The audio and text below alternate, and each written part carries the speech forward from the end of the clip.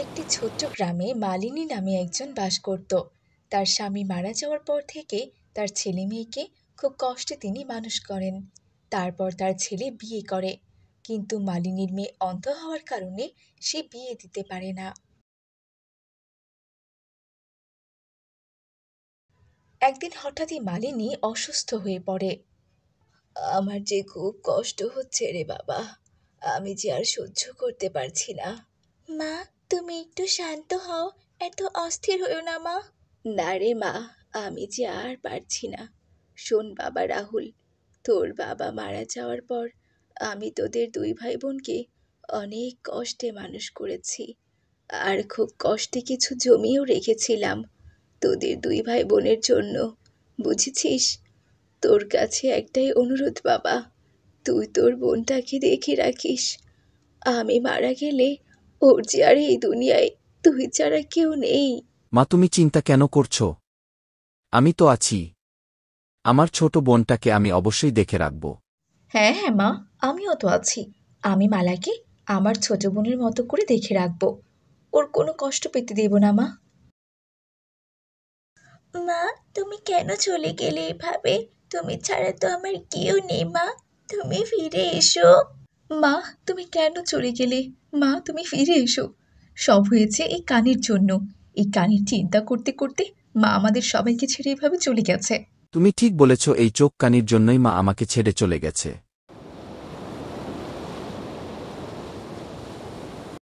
উফ, আজ থেকে আমরা রাজা রানীর মতো করে কাটাবো গো। কি শান্তি আর শান্তি।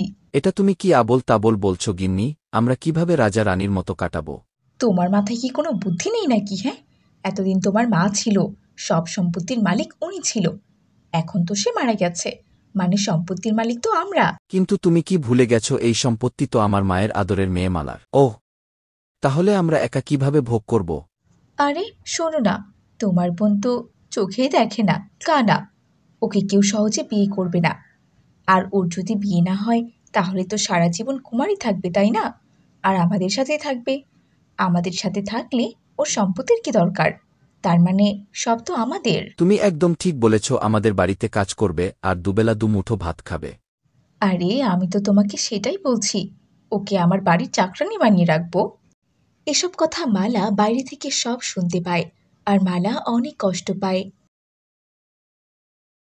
আমি এখন কোথায় যাব মা? মা, তুমি আমাকে একা রেখে কেন চলে গেলে? ভাই ভাবি তো প্রচুর লোভী, ওরা আমাকে চাকরানি বানিয়ে রাখতে চায়। মা, আমি একা যে থাকতে পারবো না। আমার ভাগ্যটা এত খারাপ কেন মা? কোথায় যাব এবার আমি? এসব কথা বলতে বলতে মালা পা স্লিপ করে নদীতে পড়ে যায়।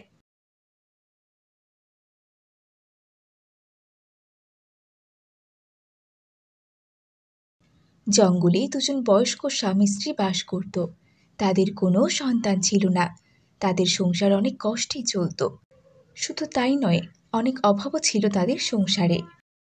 বলছি কি, শোনো না, ঘরে তো কোনো পানি নেই।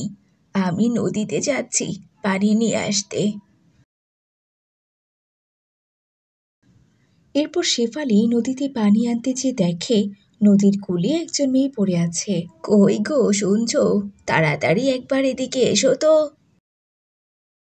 কি গো, এভাবে চিল্লাচ্ছ কেন?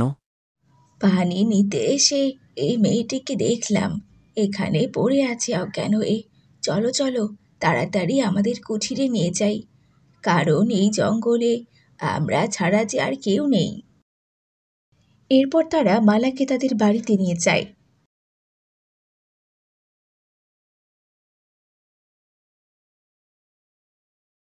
একদিন পরে মালার জ্ঞান ফিরে আসে, আর মালা বলে, কে তোমরা, আর আমি এখানে কেন?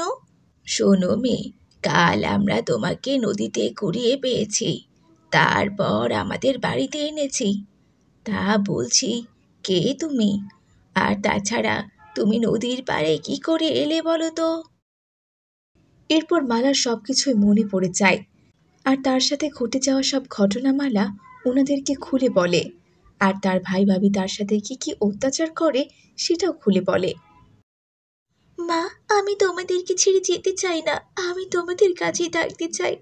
আমি তোমাদের সব কাজে সাহায্য করব। আমাকে তোমাদের কাছে রেখে দাও না। আমি আমার ভাইদের কাছে ফিরে যেতে চাই না। মালার কথা শুনে শেফালি আর সিয়াম অনেক খুশি হয়ে যায়, কারণ তারা একাই থাকে সেই জঙ্গলে। তাদেরও কোনো সন্তান ছিল না।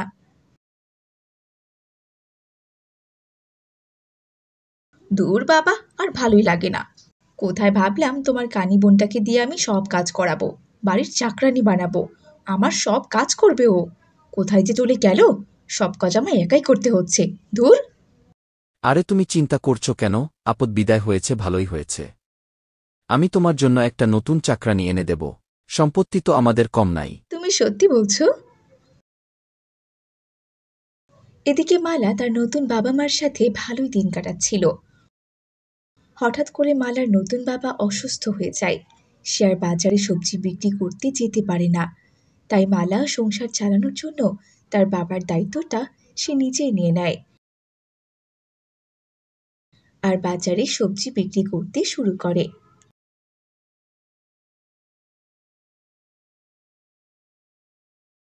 আরে, এই মেয়েটিকে মনে হচ্ছে মাথা ঘুরে পড়ে গিয়েছে। কোথায় থাকে মেয়েটি?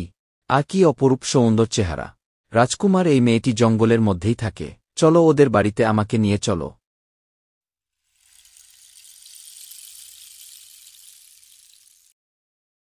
রাজকুমার, আমার মেয়েটার কি হয়েছিল বলুন তো? এরপর রাজকুমার শেফালিকে সব কথা খুলে বলে যে রাস্তায় কি কি হয়েছিল। রাজকুমার মালার চেহারা দেখে প্রেমে পড়ে যায় আর মালাকে বিয়ে করতে চায়। এরপর রাজকুমারের সাথে মালার ধুমধাম করে বিয়ে হয়ে যায়। আর রাজকুমার তাকে অনেক ভালোবাসতো, যার জন্য তার অতীতের সব দুঃখ কষ্ট ভুলে যায়।